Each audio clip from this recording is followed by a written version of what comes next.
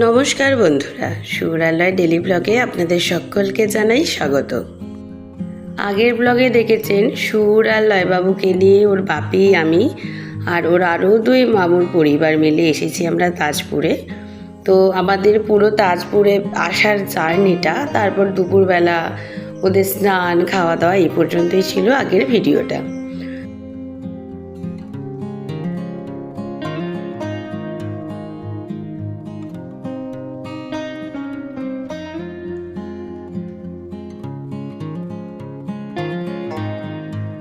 স্নান করতে চলে গিয়েছিলাম বলো তো, একটু একটু একটু একটু করে।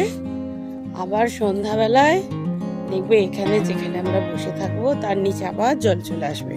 তো এখন বিকেলে হয়ে গেছে, বাজে প্রায় 5টার বেশি, মানে 5:30 হয়তো হবে এখন। আমি আর লয়বাবু ঘুম থেকে উঠে পড়েছি। উঠে আমরা যাচ্ছি এখন বিচের দিকে। আর জলটা কত নেমে গেছে, ঢেউগুলো সেই কত দূরে দূরে পড়ছে, আর বাকি পুরো সমুদ্রটাই চড়া পড়ে গেছে। সুরবাবু আর সুরবাবুর বাপি এখনও ঘুমাচ্ছে। দেখলাম ওদের ওঠার এখন কোনো ইচ্ছাই নেই, তাই বললাম চলো বাবু আমরাই এখন ঘুরে আসি। দাঁড়ান, মা ছেলে মিলে আগে কিছু ফটোশ্যুট করে নিই। আমার ছোট্ট দুই ক্যামেরাম্যান তো খুব সুন্দর ছবি তুলতে শিখেই গেছে, তাই ওকে বলি আমার তুলে দিতে, আমিও ওর কয়েকটা ছবি তুলে দিই। আর ডেকে উঠেই দেখলাম পুরো চড়া জায়গাটা লাল কাঁকড়ায় ভর্তি হয়ে গেছে, তাই দুজনে তাড়াতাড়ি এসে গেছি। আপনারা হয়তো ভিডিওটায় ভালো করে বুঝতে পারছেন না, কিন্তু পুরো বালির উপরে যে লাল বা কালো রঙের যেগুলো আপনারা দেখতে পাচ্ছেন, ওগুলো সব হচ্ছে লাল কাঁকড়া। মানে দূর থেকে দেখলে পুরো বীজটাই কিন্তু লাল লাগছিল, পুরো চলমান একটা লাল রঙের বিছানার মতো। এই দিকটায় তো আরও বেশি ছিল ঘেরা জায়গাটায়। আর লয়বাবু এসে আবার ঝিনুক কুড়োতে আরম্ভ করে দিয়েছে। দাঁড়ান, সুরবাবুকে আর ওর বাপিকে ফোন করে একবার ডেকে নিই, না হলে লয়বাবু পরে বলবে আমি অনেক লাল কাঁকড়া দেখেছি, এদিকে সুরবাবুর দেখা হবে না। সে বেচারার মন খারাপ হয়ে যাবে, হয়তো বায়না করবে, তখন আর দেখাতে পারবো না। তাই আগে ওর বাপিকে ফোন করে বলি তুমি সুরবাবুকে নিয়ে এসো। আর এখন বিকেলের দিকে দেখছি অনেক টুরিস্ট এখানে ঘুরতে এসেছে। ওই দেখুন কাঁকড়াগুলো।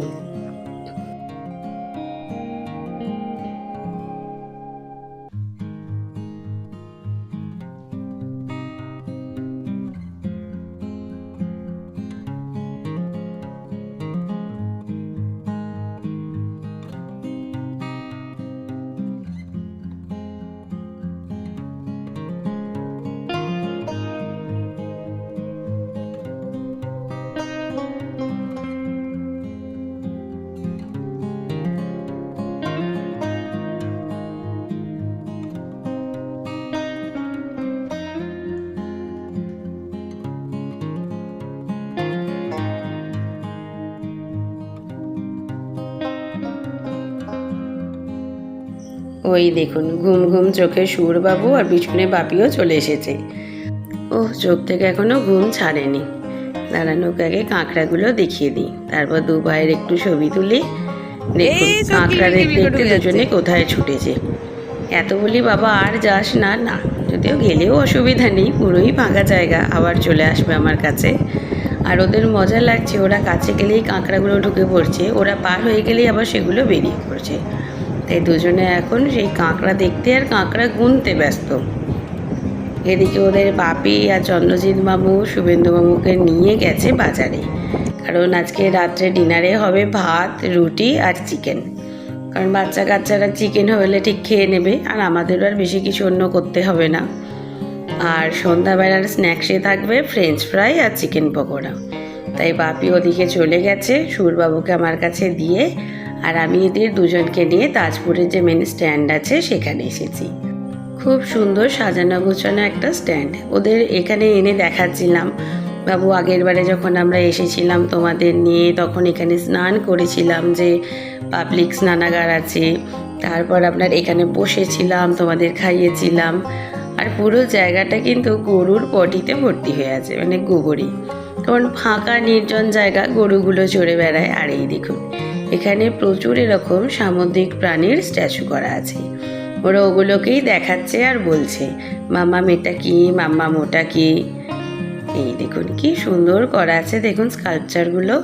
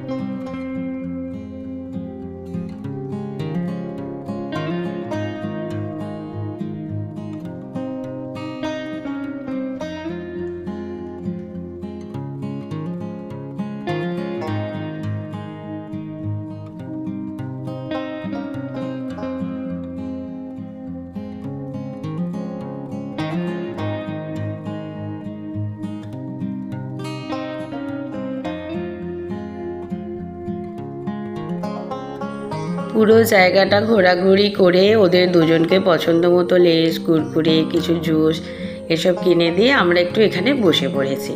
আর এইদিকে দেখুন পূর্ণিমার চাঁদ উঠে পড়েছে, মনে হচ্ছে যেন চাঁদটাই গলে গলে নেমে পড়ছে সমুদ্রের জলে। এই দেখুন এ লম্বা লম্বা শাকি ভাজা কিনেছে, সেগুলোকে আঙুলে পড়ে বলছে মাম দেখো আমার কেমন লম্বা লম্বা আঙুল হয়ে গেছে। আর ওদিকে কুকুরটা দেখুন কেমন দেখছে, কিন্তু এখানে কুকুরগুলো ভালো, দেখবে পাশে বসে থাকবে, কেউ কিন্তু একবারে ভৌ পর্যন্ত করছে না। দাঁড়ান, অনেকটা সন্ধ্যা হয়ে গেছে, এবার দুজনকে নিয়ে আমি আবার আমাদের হোটেলের দিকে ফিরে যাই। এই দেখুন দু ভাই এখন আঙুলে শাকি ভাজা পরে বসে আছে। এদিকে খেতে পারেনি, তার উপর যে আমরা হোটেলে এলাম, আমাদের ডেকে যে কুকুরটা সবসময় ছিল সেও ছুটে ছুটে চলে এলো আমাদের কাছে কিছু খাবারের সন্ধানে। তাই দাঁড়ান, ওকে দুটো শাকি ভাজা দিয়ে দিই, আমি আর খাবো না। ওরা বলেছিল মাম্মাম এগুলো তুমি খাবে, থাক আমি আর খাচ্ছি না, ওকে দিয়ে দিই। ওরও কি আনন্দ, আর সেটা দেখে দু ভাইয়েরও কি আনন্দ। মা দেখো বউটাও কি সুন্দর শাকি ভাজা খাচ্ছে। ও কি করে খাবার, তো হাত নেই। ওগুলো হাত না, ওগুলো তো পা।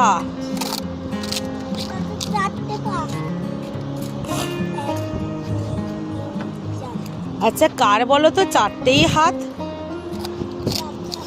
হ্যাঁ, একটাও পা নেই, সবই হাত। সেটা হচ্ছে হনুমান, বানর, শিম্পাঞ্জি, ওরাংওটাং, ওদের একটাও পা নেই, ওদের সব হাত। এদের যেমন সবই পা, ওদের সব হাত। আর একটা আছে, ওকে দিয়ে দিয়ে, ওর খিদে পেয়েছিল। এই হচ্ছে সুর আর লয়বাবুর ডিনার। যখন আমরা স্ন্যাক্সগুলো খাচ্ছিলাম ডেকে বসে, তখন আর ভিডিও করা হয়নি, কারণ আমরা লাইটগুলো জ্বালতে বন্ধ করেছিলাম চাঁদের আলোতে বসবো বলে। তাই সেখানে ভিডিও করাও যায়নি, আর চারটে বাচ্চা এতই হুড়োহুড়ি করছিল যে ওদের সামনে ভিডিও করা সম্ভব হয়নি। পরদিন সকাল হয়ে গেছে, আর আমরা আজকে বলেছি ডেকে দিয়ে আমাদের টিফিন দিতে। ওনারা অনেক কিছু অপশান দিয়েছিলেন, কিন্তু আমরা মুড়ি আলু তরকারিটাই প্রেফার করেছি, কারণ বাচ্চাদেরও খাওয়া যাবে, নিজেদেরও খেয়ে কোনো শারীরিক অসুস্থতা হবে না।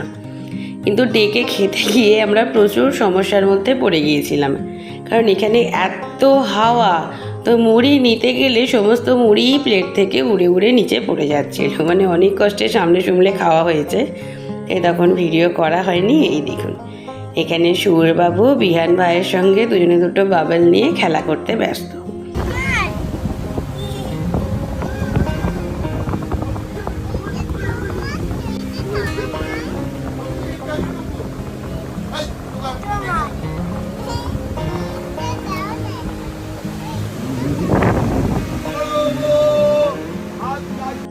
টিফিন করার পর থেকেই তো বাচ্চা কাচ্চারা অধৈর্য হয়ে যাচ্ছিল, কখন আমরা সমুদ্রে যাব।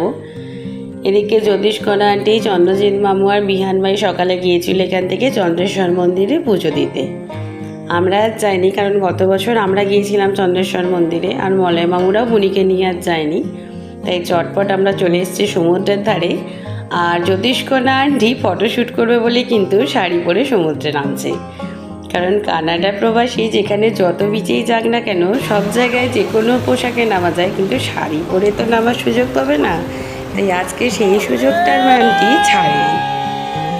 এই দেখুন, দেখেই বুঝতে পারছেন আমাদের ভিডিও করার দায়িত্ব আবার আজকে শুভেন্দু মামু নিয়ে নিয়েছে, তাই সকলেই আমরা এক ফ্রেমেতে আছি।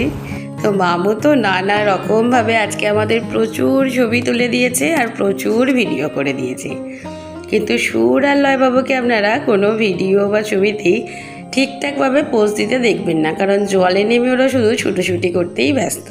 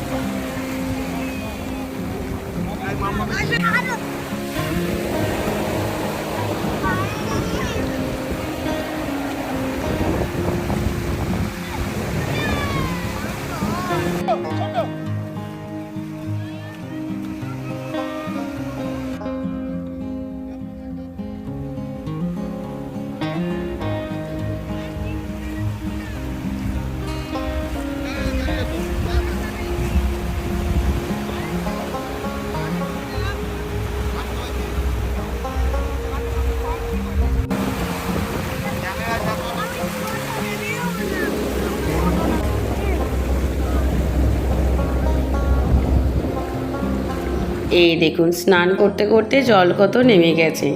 আজকে আরও বেশি নেমে গেছে, কারণ আজকে আরও অনেক বেলা হয়ে গেছে। চন্দ্রজিৎ মামু, জ্যোতিষ্কণা আন্টি, বিহান ভাই, এদিকে ওদের রেণিকা আন্টি, এরা সবাই উঠে চলে গেছে। কিন্তু সুর, লয় আর ওদের ছোট্ট বুনি জল থেকে ওঠার কোনো নাম নেই। তাই বাপি আর মলয় মামুকেও এখানে থাকতে হয়েছে, আমাকেও। আর ওরা এমন এখন শান্ত চলে 3 ভাই বোনে খেলা করছে, সেটা দেখানোর জন্যই আমি আবার এখান থেকে ফোনটা নিতে এলাম। দেখে বুঝতে পারছেন ওরা কতটা দূরে আছে। আর ঢেউগুলোকে দেখুন, ওগুলো কতটা দূরে পর্যন্ত আসছে। এদিকে কিন্তু আর একদম ঢেউ উঠছে না, কারণ এদিকে পুরো জলটাই হয়ে গেছে একেবারে স্রোতহীন। আর জলটা যখন নামছিল তখন কি অদ্ভুত রকম এখানে বালিটা হয়ে গেছে দেখুন। আর জায়গায় জায়গায় আইল্যান্ডের মতো জেগে গিয়েছিল বালিগুলো, আর ঠিক মাঝখানগুলো এরকম পুকুরের মতো হয়ে গেছে।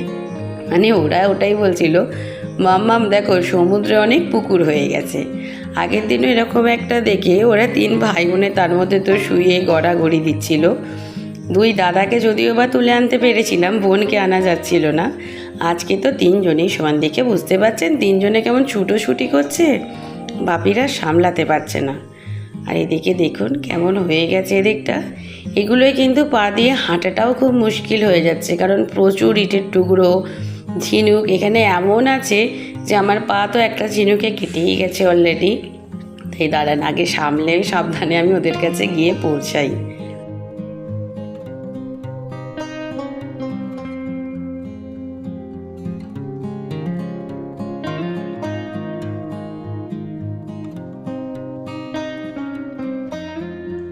ওই দেখুন কেমন চড়া পড়ে গেছে। সঙ্গে সঙ্গে বলছে এখানটা বাপি দেখো আইল্যান্ড হয়ে গেছে। এখন বলেছে বাপি তুমি শিব বাবা হও হয়ে তুমি ওইখানে এখন ধ্যানে বসো। আচ্ছা বলো না, আমার কাঁধে ব্যাগ আছে তো, ব্যাগে তো বাপির ফোনটাও আছে। তুই কি করছিস? আরে বাবু এখানে সেই স্নো এঞ্জেল হবে না। এই দুটু দুটু দুটু, নো নো নো নো, বসো বসো বসো। আরে আরেকবার আরেকবার। বাবু সব জল শুকিয়ে গেছে, এবার চলো, সমুদ্র শুকিয়ে গেল। খিদে পায়নি, দেখছি 1টা বাজে, 1:36। কালকে এতক্ষণে খাওয়া দাওয়া কমপ্লিট। তুমিও বোটো বাবি, তুমিও বোটো বাবা। আমি বসবো, আমার কাঁধে তো ব্যাগ আছে। শোনা আছে, দাঁড়া ব্যাগটা রাখি। বাবি তুমি কি করছো? কি আওয়াজ? এখানে এসো, একটা ছবি তুলে, এদিকে এসো।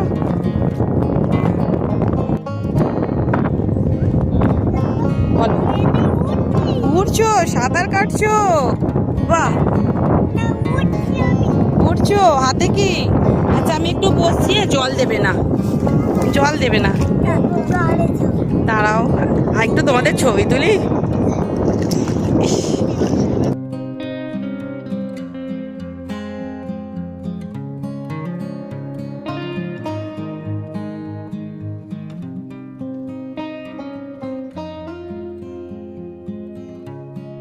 আবার অন্য সমুদ্রে যাব, এবার ওই দিকটায় যাব, ওই মন্দারমণিতে যাবো।